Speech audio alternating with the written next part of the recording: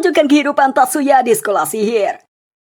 Di sebuah dermaga di Yokohama, Inspektur Chiba Toshikazu bersama Wakil Inspektur Inagaki dari Departemen Keamanan atau bisa dikatakan polisi menuju ke kapal asing yang masuk tanpa izin.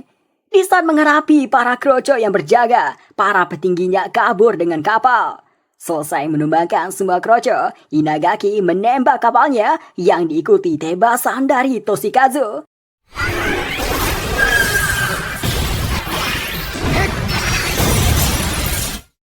Sayangnya target mereka kabur duluan dengan menyelam. Target mereka itu sampai di suatu tempat lewat jalan rahasia yang dibuat seperti sumur, disambut sama pemilik kediaman di sini.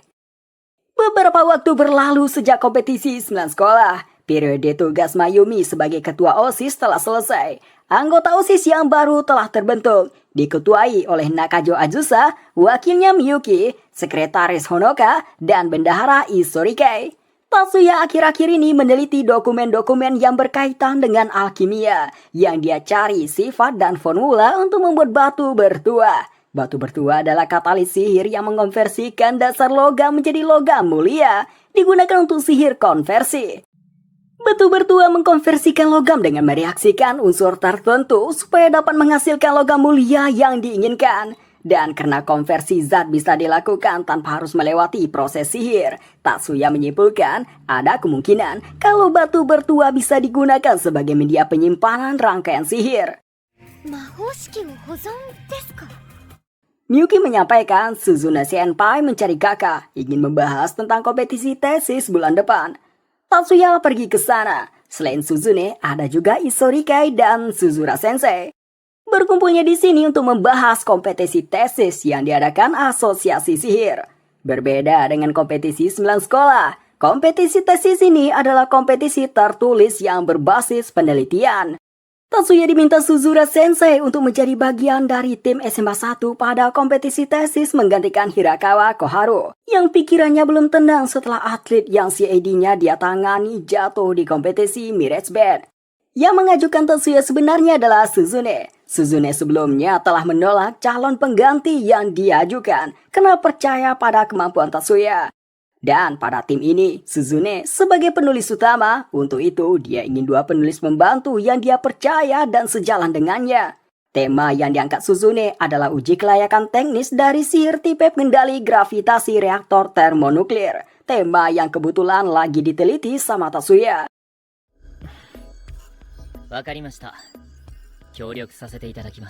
Suzune lalu menjelaskan mengenai kompetisi tesis. Kompetisi ini untuk mempresentasikan penelitian teori sihir dan teknisi sihir.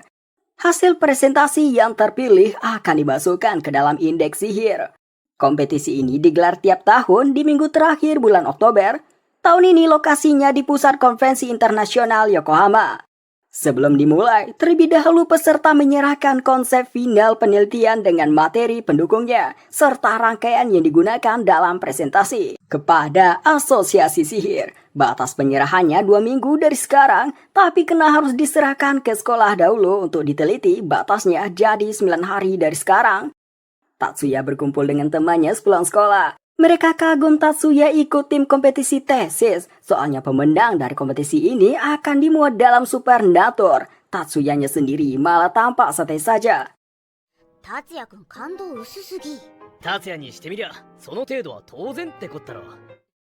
Pulang dari sana, Tatsuya dan Miyuki melihat sebuah mobil di depan rumah. Mereka tahu siapa yang berkunjung. Dia adalah Sayuri, ibu tiri dari Tatsuya dan Miyuki, istri barunya ayah mereka. Sayuri saat ini bekerja di FLT sebagai manajer. Miyuki tidak suka dengan Sayuri, itu karena ayahnya menikahi Sayuri baru 6 bulan sejak kematian ibu kandungnya, Shibamiya. Sayurinya juga sadar kalau dia dibenci. Kedatangannya untuk menyuruh Tatsuya membantu kantor pusat dalam penelitian laboratorium. Kalau bisa, Tatsuya harus keluar sekolah. Tatsuyanya menolak, dia harus bersama Miyuki untuk memenuhi tugasnya sebagai pengawal Miyuki. Sayuri menyuruh cari pengganti penjaga di saat sekolah. Tatsuya katakan bahkan Yotsuba sekalipun tidak akan mudah menemukan penjaga yang lebih baik darinya dalam melindungi Miyuki. Sayuri mengatakan perusahaan tidak bisa membiarkan orang berbakat seperti Tatsuya hanya duduk di belakang layar. Tatsuya jelaskan kalau dia tidak berada di belakang layar. Beberapa hari lalu, Angkatan Laut USNA membuat permintaan cukup banyak untuk peralatan terbang. Dengan itu saja, sudah sebanding dengan 20% keuntungan pada kuartal terakhir. Sayuri pun tidak bisa lagi membujuk Tatsuya. Dia kemudian menunjukkan sampel untuk diminta dianalisa. Tatsuya tahu itu relik dari Nino Magatama, didapat dari pasukan pertahanan nasional, dan tujuan Sayuri adalah ingin Tatsuya membuat replika dari Magatama ini. Tatsuya menjelaskan, di antara OPARS, relik ini paling sulit disintesiskan lewat teknologi modern. Sayuri mengatakan pasukan pertahanan nasional mengajukan permintaan yang begitu besar, jadi dia tidak menolaknya. Dan karena Nino Magatama punya kemampuan khusus untuk menyimpan rangkaian sihir, walau saat ini masih berupa teori. Tatsuya katakan, jika memang ingin bersikeras memintanya, kirim sampelnya ke Sentral R&D Divisi 3.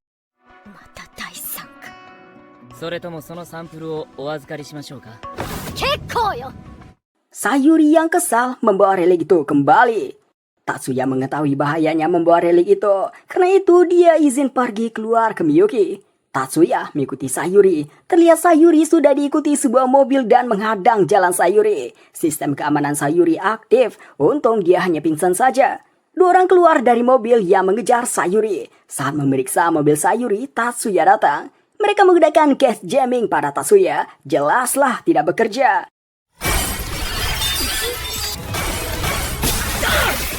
Tatsuya mendekat ke Sayuri. Di saat lagi melihat Sayuri, tiba-tiba terkena sebuah tembakan. Tatsuya langsung sembunyi di balik mobil Sayuri sambil melakukan penyembuhan. Di saat dia menyembuhkan diri, mayat dua orang tadi diangkut ke dalam mobil dengan sihir. Setelah itu mobilnya pergi. Tatsuya melihat serangan tadi dengan indera keenamnya, menemukan seorang sniper yang lokasinya cukup jauh. Saat si sniper mengisi pelurunya kembali, dia terkejut setelah melihat skomnya di mana Tatsuya mengarahkan pistol padanya.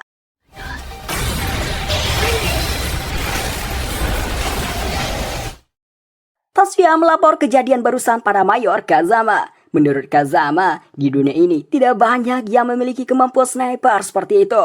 Kazama mengatakan akan melakukan investigasi siapa penyerangan ini.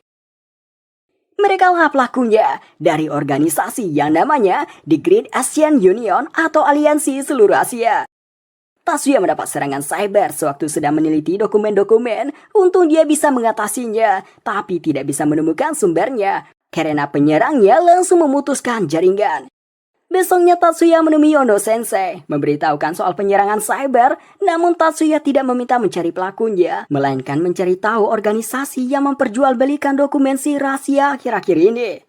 Saat Tatsuya bicara dengan Isorikai terkait peretasan ini, Mai bersama ketua komite disiplin yang baru datang, kedatangan mereka untuk bicara dengan Tatsuya mengenai keamanan selama kompetisi tesis. Keamanan yang dimaksud bukan saat kompetisi tesis berlangsung, melainkan pengawalan pribadi setiap anggota tim dan menjaga materi presentasi serta peralatan. Hal ini karena penelitian sihir menggunakan material yang bernilai yang kemungkinan besar diincar sama pihak-pihak tertentu. Anggota keamanan dipilih dari komite disiplin dan supervisi kegiatan ekskul. Kanon tentunya memilih mengawal tunangannya Isorikai. Mari menugaskan Hanzo dan Kiriara mengawal Suzune. Ketika Mari menanyakan Tatsuya ingin siapa, Tatsuya bilang dia tidak perlu ada pengawal. Keluar dari suatu tempat, Tatsuya menyadari ada yang memata-matainya. Tatsuya memberitahukannya pada Kanon dan Kei. Mata-mata itu sadar keberadaannya diketahui. Dia buru-buru kabur. Kanon langsung mengejarnya. Di saat hampir menangkapnya, cewek itu menggunakan flash bomb. Si cewek mengendari motornya, hanya bisa jalan di tempat berkat sihir yang digunakan Kei. Akan tetapi motornya dilengkapi dengan NOS.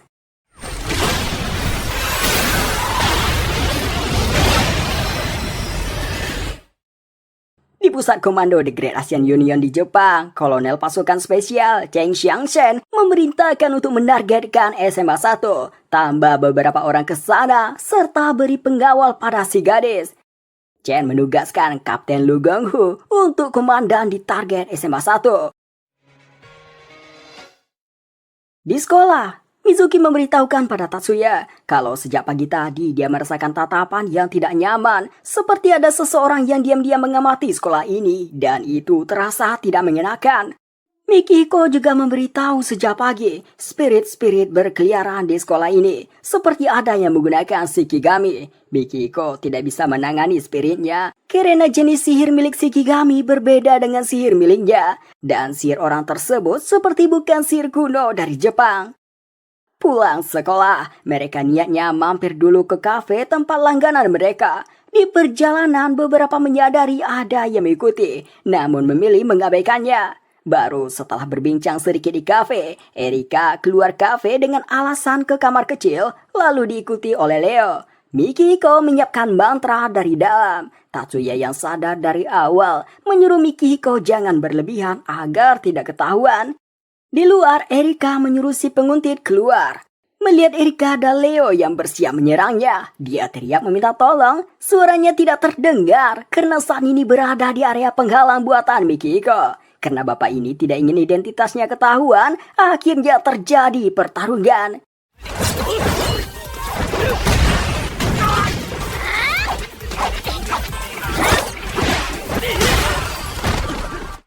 Orang ini menyebut namanya Jiro Marshall, mengatakan dia bukan seorang musuh, ditugaskan mengawasi murid-murid SMA sihir untuk memastikan tidak ada teknologi yang jatuh ke tangan orang timur. Namun dari mana dia berasal tidak mau dia sebutkan. Di saat penjagaan Erika dan Leo menurun, dia bangkit menodongkan pistolnya menyuruh jangan bergerak. Dia katakan baik di USNA ataupun negara barat, banyak mata-mata dari orang timur yang mengincar teknik sihir. SMA 1 juga menjadi target mereka. Setelah itu, menyuruh sampaikan para murid SMA 1 untuk lebih waspada terhadap sekeliling, meskipun berada di lingkungan sekolah sekalipun. Habis memberitahu itu, dia pergi.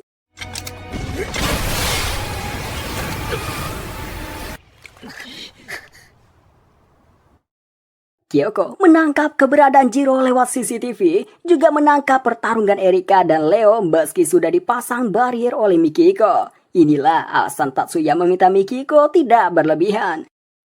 Dan karena mereka teman Tatsuya, Kyoko menghapus jejak pertarungan mereka. Sementara itu Jiro adalah agen dari USNA. Dia yang sudah ketahuan meminta cari agen penggantinya. Jiro menyadari CCTV mendeteksinya, maka dari itu dia kabur ke gang, namun di sana bertemu sosok yang mengerikan, Lu Gonghu, yang dijuluki The Man-Eating Tiger.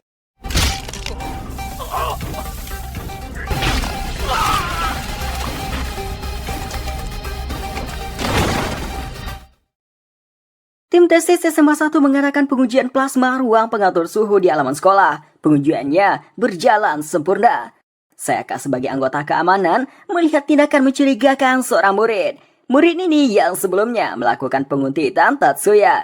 Menyadari Sayaka memperhatikannya, dia langsung lari kabur. Sayaka mengejarnya hingga si cewek itu kelelahan dan berhenti. Si cewek namanya Hirakawa Chiaki, murid kelas 1 tingkat 2. Sayaka tahu alat yang digunakan Chiaki adalah alat peretasan. Sayaka pernah menggunakannya saat berada di jalan yang salah. Sayaka menyarankan Chiaki sebaiknya jangan berurusan dengan orang yang memerintahkan Chiaki melakukan ini. Ditegaskan sama Sayaka kalau mereka itu pasti hanya memanfaatkan Chiaki. Chiaki malah tersenyum. Dia katakan itu memang hal yang wajar. Tidak bisa dengan kata-kata, Sayaka mengajak Kirihara melumpuhkan Chiaki. Chiaki menggunakan flash bomb, setelah itu menembakkan panah yang berisi gas air mata.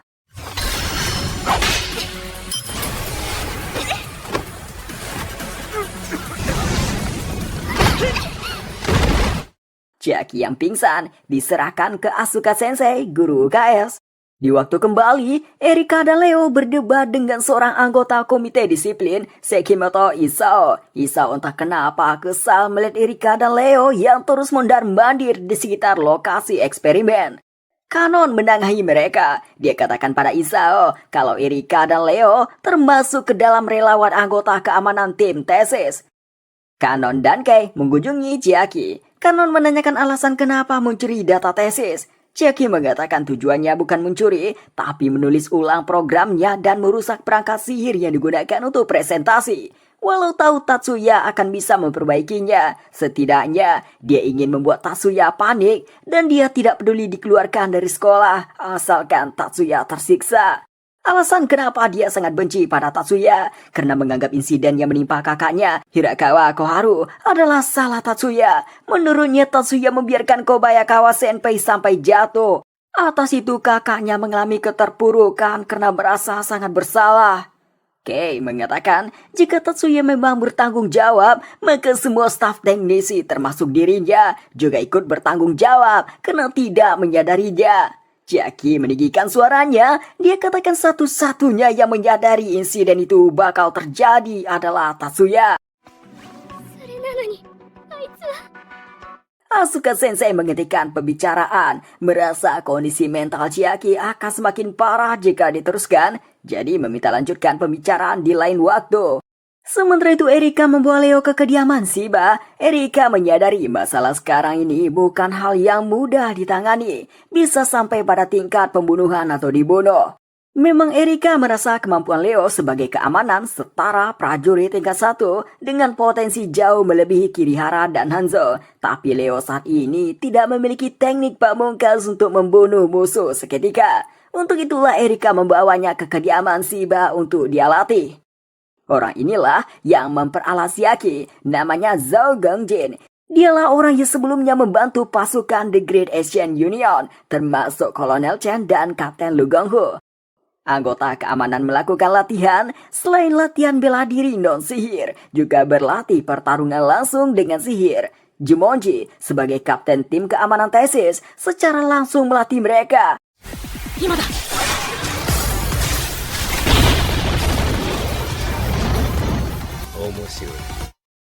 Di akhir pekan, Tatsuya mengunjungi Master Yakumo. Yakumo tahu Tatsuya menyimpan relik Ninda Magataba. Dia menyarankan Tatsuya mengembalikannya. Mendengar Master Yakumo bilang begitu, Tatsuya tidak menyangka barang itu menjadi incaran lebih dari yang dia pikirkan.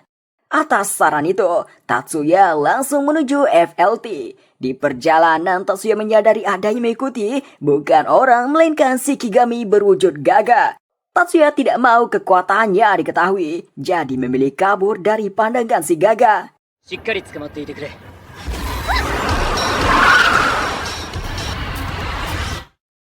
Di FLT-nya sendiri sedang menghadapi serangan cyber. Skala serangan sangat besar, namun Usuyama tidak tahu apa yang si hacker incar.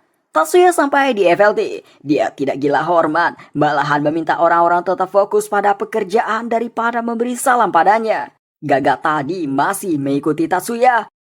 Saat bertengger di atas FLT, baru Tatsuya menghilangkannya.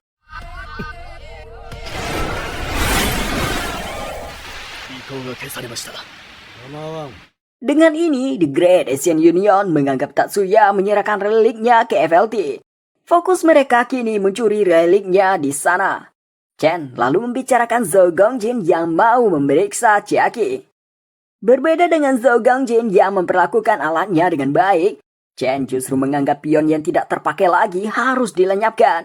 Makanya dia memerintahkan Lu Gonghu membunuh Chiaki sebelum bertemu Zhou Gongjin. Besoknya di waktu pulang sekolah, eksperimen lapangan tidak bisa dilakukan sebab hari hujan. Tatsuya mengalihkan pekerjaannya ke ruang penelitian robot untuk membuat program debug. Di ruang penelitian ada robot penjaga yang bernama Pixie. Tatsuya membuat Pixie dalam mode siaga pasif. Selagi bekerja, Tatsuya merasa ngantuk, lalu tercium gas tidur. Pixie membuahkan masker, memberitahukan sistem sirkulasi udara gagal berfungsi. Tatsuya memberikan Pixie perintah untuk mengaktifkan paksa ventilasi. Setelah dijalankan, Tatsuya mengubah Pixie jadi mode pemantau dan memberikan perintah untuk menyiapkan bantuan. Setelah itu, Tatsuyanya tidur. Tidak lama setelah itu Isao muncul. Habis memastikan Tatsuya tidur, dia mencolokkan alat peretasan. Isao beralasan kalau dia cuma membuat backup. Tatsuya bangkit. Dia dari tadi hanya pura-pura tidur. Isao pun tidak menyangka gas tidur yang dia sebarkan di ruangan ini tidak bekerja. Kanon menyuruh Isao menyerah dengan tendang. Isao-nya tidak menuruti. Sebaliknya, dia mencoba menyerang.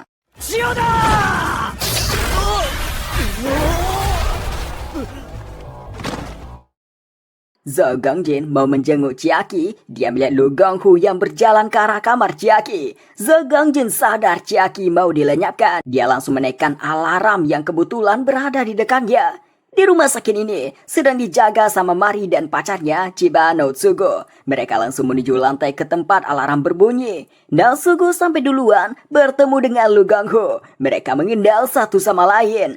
Lu Gonghu bisa membuat No Tsugo terpojok sampai di dinding. Habis itu Lu Gonghu memakai tinju yang menghasilkan putaran.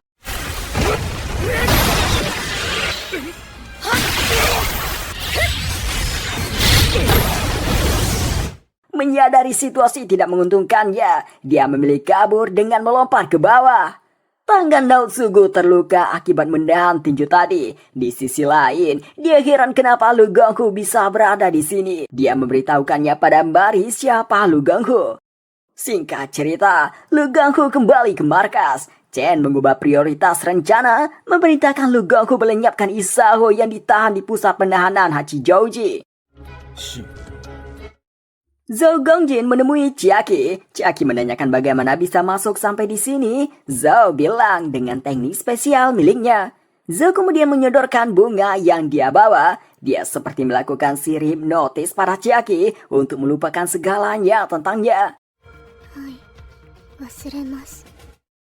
Tatsuya mengunjungi Isao di pusat penahanan. Dia pergi bersama Mayumi dan Mari. Tatsuya dan Mayumi melihat dari kamar lain, hanya Watanabe Mari yang masuk ke ruangan tahanan Isao. Mari menggunakan sihir pengendali pikiran para Isao. Setelah itu diceritakan oleh Isao tujuannya. Awalnya dia akan mengambil data dari perangkat demo. Setelahnya memeriksa barang-barang pribadi milik Tatsuya, terutama relik.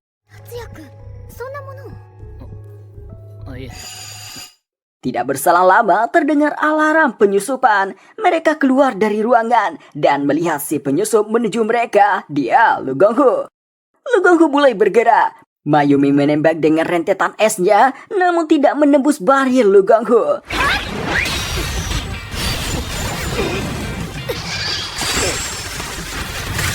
Lu Gonghu seperti tidak menduga dengan serangan anak-anak sama ini. Dia pun mulai serius. Dia lari kembali. Gerakannya seperti menghilang. Berhasil melewati Mari. Mau menghabisi Mayumi terlebih dahulu. Namun dia tidak tahu ada anomali di hadapannya.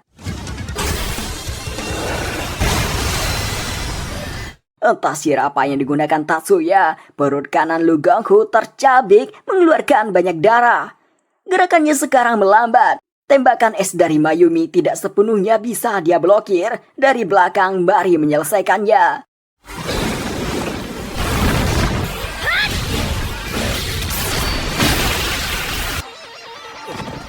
Lu Gonghu berhasil ditumbangkan.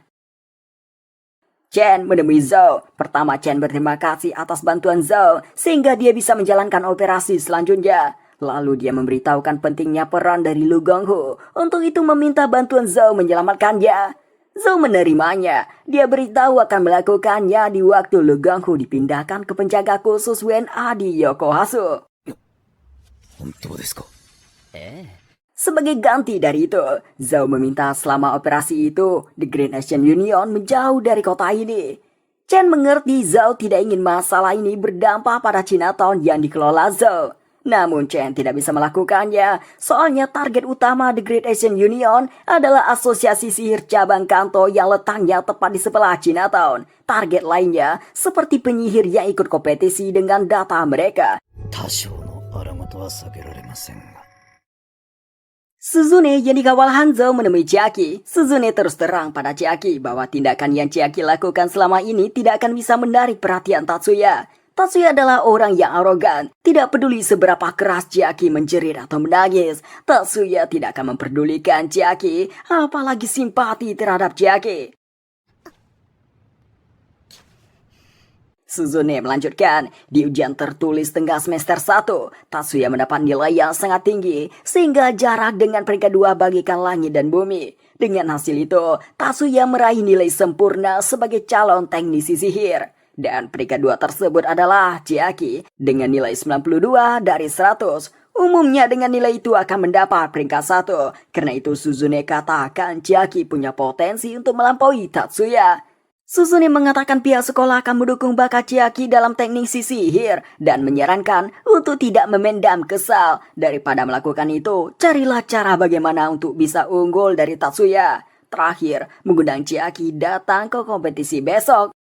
Tibalah hari kompetisi tesis. Kyoko menemui Tatsuya dan Miyuki dengan berperan sebagai petugas teknis. Pertama memberitahukan pada Tatsuya bahwasanya mobile suit yang dikembangkan telah selesai, lalu membicarakan kemungkinan hal bahaya yang akan terjadi selama kompetisi tesis. Kalau itu terjadi, Kyoko meminta bantuan Tatsuya dan Miyuki. Kyoko memberikan sebuah memory card untuk lebih detailnya.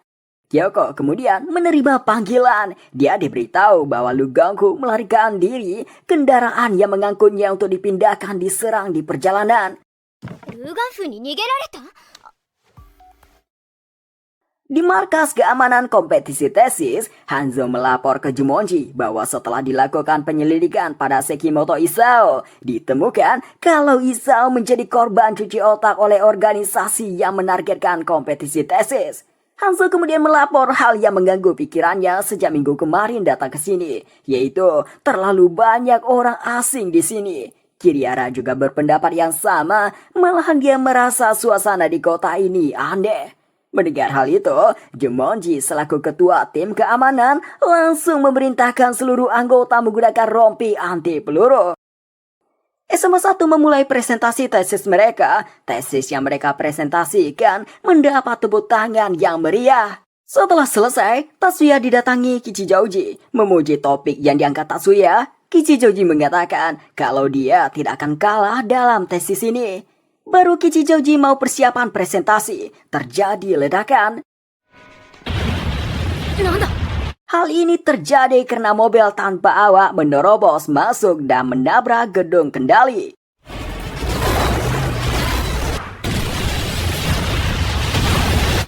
Toshikazu langsung menuju lokasi. Dari informasi Nagaki di lokasi, mobil itu menabrakkan diri dan terbakar. Setelahnya pasukan musuh bergerak. Saat ini terjadi pertarungan. Tidak berselang lama, roket ditembakkan dari kapal yang menyamar sebagai kapal kargo. Toshikazu menelpon ayahnya, memberitahukan apa yang terjadi dan meminta menggerakkan pasukan pertahanan Jepang serta kirimkan Ikazuchi Maru miliknya dan Orochi milik Erika. Di ruang presentasi, terus terdengar bunyi dentuman. Tidak lama pasukan musuh datang. Kichijouji mencoba menyerang tapi mendapat tembakan peringatan. Mereka menyuruh semuanya letakkan si Edi di lantai dan menurut. Petugas keamanan hanya bisa menuruti di situasi ini. Tatsuya juga diperintahkan untuk meletakkan si Edi di lantai. Tatsuya tidak mendekapinya. Tatsuya malah melihat kondisi penyusup yang ada di jalan keluar. Karena Tatsuya tidak juga mendengar perintahnya, dia pun menembak Tatsuya.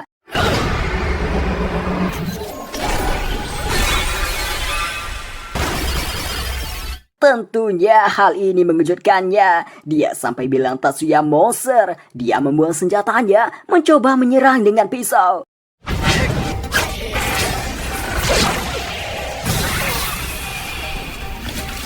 Musuh dibuat mengganggu melihatnya. Di saat mereka hilang kewaspadaan, petugas keamanan langsung melumpuhkan mereka semua. Musuh yang menyusup di ruangan ini berhasil ditangani. Sementara itu darah yang berceceran di baju Tatsuya dibersihkan sama Miyuki dengan sihirnya. Temannya Tatsuya menghampirinya. Tatsuya memberitahukan pada mereka situasi di luar. Tatsuya niatnya membereskan sendiri, namun dia tahu Erika dan yang lain ingin ikut juga. Di saat jalan keluar, Kichijouji menanyakan pada Tatsuya kenapa bisa menggunakan sir tadi. Kichijouji meyakini sir tadi adalah teknik rahasia yang dikembangkan Mayor William Sirius, mantan komandan Stars USNA. Tatsuya katakan kalau dia bisa menggunakannya, memangnya kenapa? Setelah itu Tatsuya lanjut jalan. Sebenarnya yang digunakan Tatsuya tidak sama dengan yang dipikirkan Kichijouji. Kondisi di kota menjadi kacau, orang-orang berlari ke tempat pengungsian. Sementara di dalam ruangan presentasi tesis terjadi kepanikan karena terus mendengar suara dentuman. Mayumi menemui Azusa, meminta gunakan sirune Azusa untuk menenangkan yang di sini. Awalnya Azusa tidak percaya diri bisa melakukannya. Mayumi pun memberikannya keyakinan.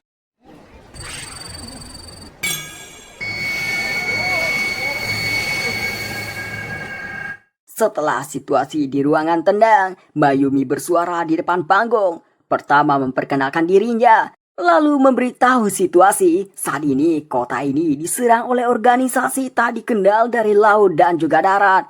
Mayumi mengarahkan semuanya di sini ke dua tempat. Pertama menuju shelter di stasiun lewat lorong bawah tanah. Dan kedua ke dermaga Mizuho yang di sana akan datang kapal bantuan. Mayumi katakan meski ada kemungkinan mengalami bahaya dalam perjalanan, tapi berdiam di tempat ini lebih bahaya. Tatsuya dan yang lain sampai di tempat pertempuran. Pertama Miyuki membukukan isi dalam senjata mereka lewat lokasi yang diberikan Tatsuya. Setelah itu Tatsuya mencincang-cincang mereka satu persatu.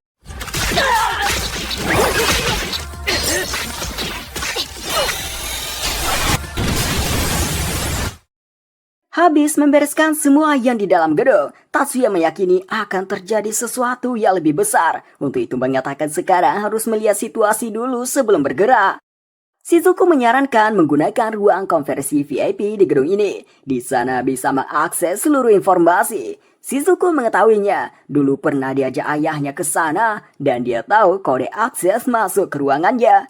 Singkatnya mereka masuk ruang konversi VIP. Di sana melihat dari peta kalau beberapa tempat mengalami penyerangan dan kerusakan. Berdasarkan ini, Tatsuya memilih jalur darat untuk pergi karena jalur bawah tanah bukan akses langsung menuju shelter. Sebelum berangkat, Tatsuya meminta waktu. Dia mau kembali ke ruang presentasi. Dia mau menghancurkan peralatan demo di sana. Di sana rupanya masih ada Mayumi dan yang lain. Sama seperti pikiran Tatsuya, Suzune sedang menghapus data demo agar tidak dicuri. Jumonji datang melaporkan Azusa telah mengarahkan murid lain pergi menuju lorong bawah tanah. Tatsuya langsung mengatakan jalur bawah tanah bukan rute langsung. Ada kemungkinan terjadi pertempuran dengan musuh di sana. Jumonji langsung memerintahkan Hanzo dan Sawaki mengejar Azusa, sedangkan Jumonji bersama Kirihara mau memastikan lagi keadaan gedung ini.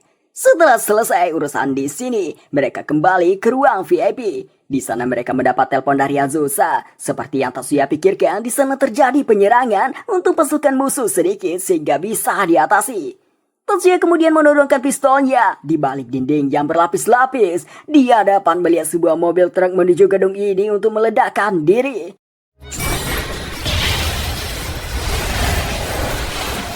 Tidak ada yang mengerti apa yang Tatsuya lakukan. Tidak lama, Kyoko muncul dengan pakaian militernya. Jumonji menuju pintu utama gedung. Dia hanya melihat jejak mobil sebelumnya. Dari arah laut, ditembakkan beberapa rudal ke arah gedung ini. Jumonji mau menghalangi dengan palaks miliknya. Tapi seseorang duluan menghancurkan semuanya. Yang melakukannya adalah Sanada Shigeru. Jumonji langsung tahu ini dari pasukan 101 Batalion Independen Peralatan Sihir. Sanada kemudian membimbing Jumonji ke ruang VIP. Di ruangan VIP, Mayor Kazama muncul. Kyoko mengatakan pada Tatsuya kalau informasi rahasia Tatsuya sebagai Lengdan khusus dinonaktifkan. Mendengar itu, Tatsuya langsung memberikan hormat pada Kazama. Orang-orang di sana pada tercengang, termasuk Jumonji yang baru saja datang. Kyoko mulai melapor situasi. Saat ini pasukan pertahanan sedang bertempur melawan musuh. Dua pasukan batalion tambahan sedang menuju ke sini. Kantor cabang Asosiasi Sihir telah diamankan. Mayor Kazama lalu memerintahkan Tatsuya untuk bergerak membantu pasukan pertahanan. Kazama meminta semua yang ada di sini untuk merahasiakan status Lengdan khusus sebagai perintah pertahanan Jepang. Sebelum pergi, Tatsuya meminta yang di sini mengikuti arahan pasukan pertahanan. Di saat Tatsuya pergi, Miyuki meminta tunggu. Tatsuya mengerti apa yang Miyuki mau lakukan. Miyuki mengecup kening kakaknya.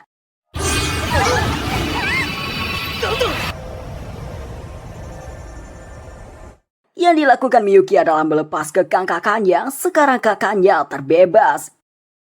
Di area parkir juga terjadi pertempuran. Di sana ada Masaki. Tembakan yang mengarah padanya semuanya terhalang oleh zira interface miliknya. Sementara tembakannya menghancurkan tubuh musuhnya.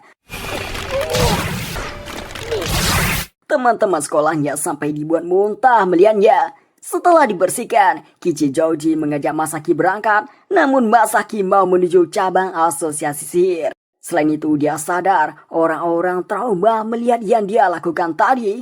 Kichijouji ingin ikut bersama Masaki, tapi dilarang sama Masaki.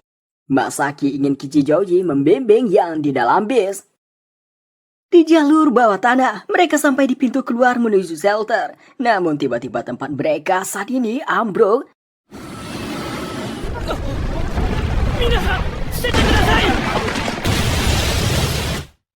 Untung Suzura Sensei menahan ambruknya. Sementara itu, yang jalur darat dikawal sama pasukan pertahanan. Saat hampir sampai di stasiun, dua robot perang datang. Sebelum mereka diserang, Miyuki membukukan terlebih dahulu.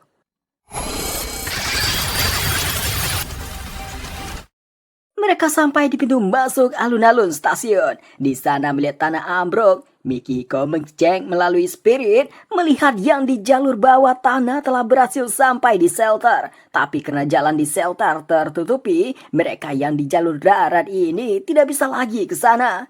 Mayumi memutuskan memanggil helikopter keluarganya. Begitu juga dengan Shizuko. Selagi menunggu, Mayumi ingin melakukan evakuasi warga yang tertinggal. Toshikazu dan Inagaki datang meminta serahkan urusan evakuasi pada kepolisian, lalu memberikan pedang Orochimaru pada Erika.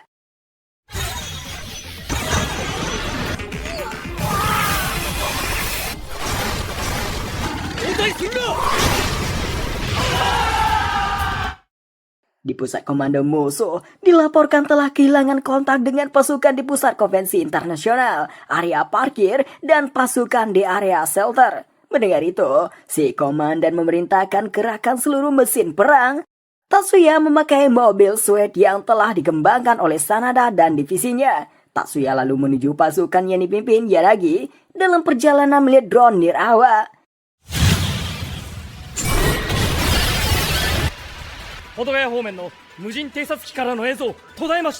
Tidak lama, musuh kehilangan satu persatu drone milik mereka.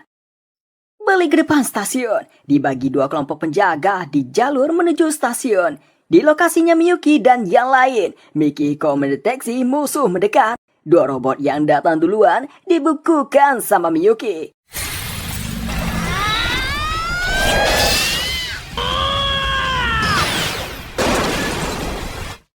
Tatsuya sampai di tempat Yanagi. Yanagi melihatkan serseri booster pada Tatsuya. Alat ini menjadi inti robot perang musuh. Jadi setiap robot terdapat satu otak manusia. Di pintu masuk alun-alun, helikopter bantuan telah datang. Serangga dengan jumlah banyak mau mengerumuni helikopternya. Tembakan sihir dari Shizuko tidak bisa memusnahkan mereka. Shizuko meyakini serangga itu senjata kimia. Satu kali tembakan Tatsuya menghilangkan seluruh serangganya. Mereka ini langsung tahu itu Tatsuya walau dengan penampilan begini. Tatsuya dan yang lain menjaga lokasi sampai semuanya naik dan pergi meninggalkan stasiun. Selagi Tatsuya melapor situasi, dia melihat ada yang mau menembak bazooka diam-diam ke helikopter.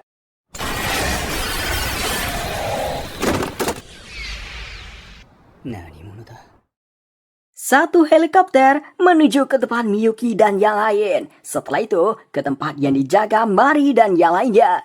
Mereka di sana berpikir telah mengamankan lokasi. Tidak sadar kalau pasukan tambahan musuh datang diam-diam.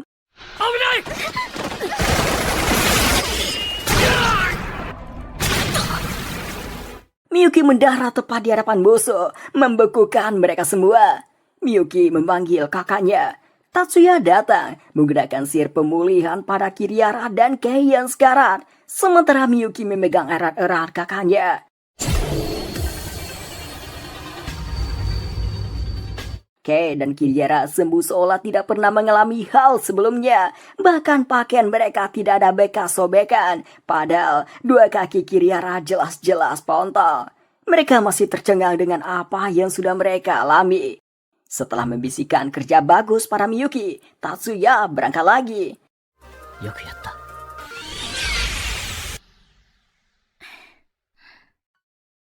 Yanagi dan pasukannya menyerang brigade pasukan musuh. Awalnya pasukan Yanagi kesulitan, beberapa terkena tembakan. Sampai pasukan musuh berpikir memendangkan perang, namun semuanya berubah setelah Tatsuya datang.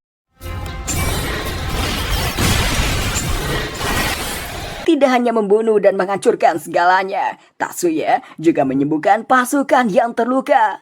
Pasukan musuh teringat dengan seseorang yang menggunakan sihir ini para perang di Okinawa. Seseorang yang diberikan julukan Mahesvara, iblis dari Okinawa. Di pusat komando musuh, mereka menangkap kata-kata pasukan mereka sebelum terputus yang menyebut Mahesvara. Sang komandan kesal mendengar nama tersebut.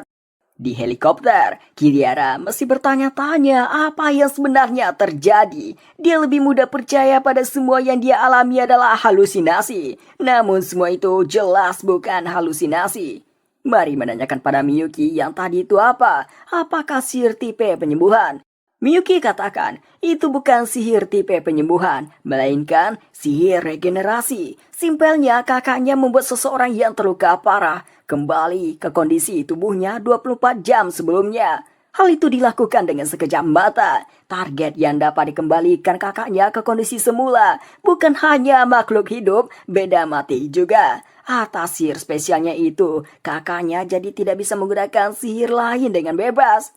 Kanon mengatakan itu hal yang hebat. Dengan kemampuan seperti itu bisa menyelamatkan banyak nyawa. Kanon pun menanyakan kenapa Tatsuya menyembunyikan sihir luar biasa seperti itu. Miyuki menanyakan apakah kalian yakin menggunakan sihir seperti itu tidak mengalami efek samping? Miyuki menjelaskan, untuk memutar kembali perubahan, penyimpanan informasi harus terbaca semuanya, termasuk rasa sakit dan penderitaan yang dialami target.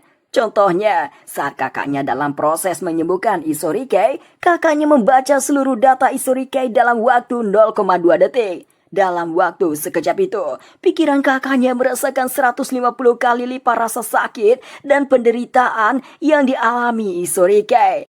Itulah harga yang dibayar kakaknya. Chen memimpin pasukan bergerak menuju kantor asosiasi sihir. Dia bersama Kapten Lu Ganghu. Singkatnya mereka sampai. Lu Ganghu menerobos masuk lewat pintu depan, menerjang segalanya. Dari atas, Miyuki dan yang lain juga sampai di kantor asosiasi sihir. Mari, Mayumi, Leo, dan Erika mendarat untuk melawan Lu Ganghu. Begitu Mari terlihat, Lu Ganghu sangat sedang. Dari awal memang mau membalas dendam sama Mari. Lu Ganghu langsung menuju Mari, dihentikan sama Erika dan juga Leo.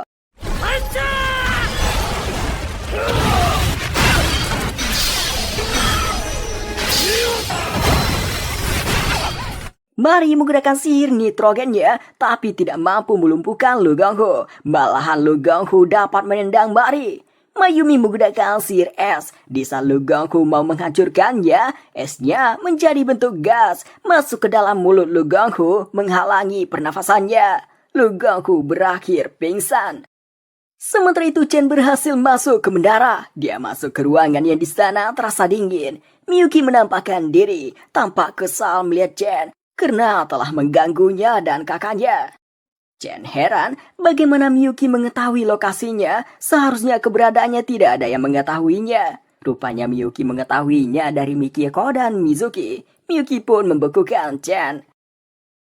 Pasukan musuh menuju dermaga untuk mundur, dibantai sama Tatsuya dan yang lain. Komandan musuh yang berada di kapal sadar tidak bisa melakukan lebih jauh. Dia memilih mundur. Yanagi mau melakukan pengejaran, dihentikan sama Kyoko. Kyoko memberitahu, di kapal induk musuh dilengkapi bahan bakar baterai hidrasi. Jika meledakkan kapalnya, akan merusak kehidupan laut di sekitar. Batalion 101 berkumpul di atap tower asosiasi sihir. Dilaporkan masih terjadi beberapa pertempuran kecil, tapi akan segera diakhiri sebelum malam. Sedangkan kapal induk musuh yang kabur sedang menuju selatan Sagaminada sudah aman buat ditenggelamkan. Mendengar itu, Kazama menyuruh Sanada membuka segel Third A, senjata yang pernah digunakan Tatsuya di Okinawa. Sanada menyerahkan Third A pada Tatsuya. Dengan jarak yang sangat jauh itu, Tatsuya masih bisa mengetahui lokasi kapal musuh. Di kapal itu sendiri, mereka sudah menduga pasukan pertahanan tidak berani menghancurkan kapal mereka karena takut pada dampaknya. Si komandan ini berjanji akan membalas kekalahan hari ini. Material Burst. Hatsudo.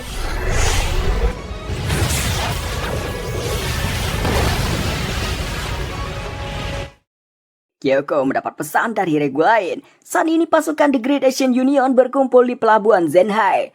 Tatsuya dan yang lain langsung menuju ke sana. Sementara itu Miyuki dihubungi sama kepala klan Yotsuba, Yotsuba Maya.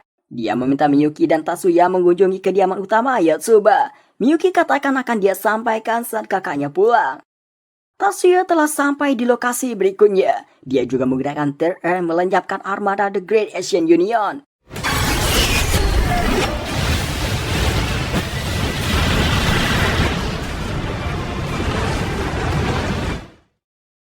Setelah menyelesaikan semua tugasnya, Tatsuya kembali pulang. Ia langsung disambut sama adiknya.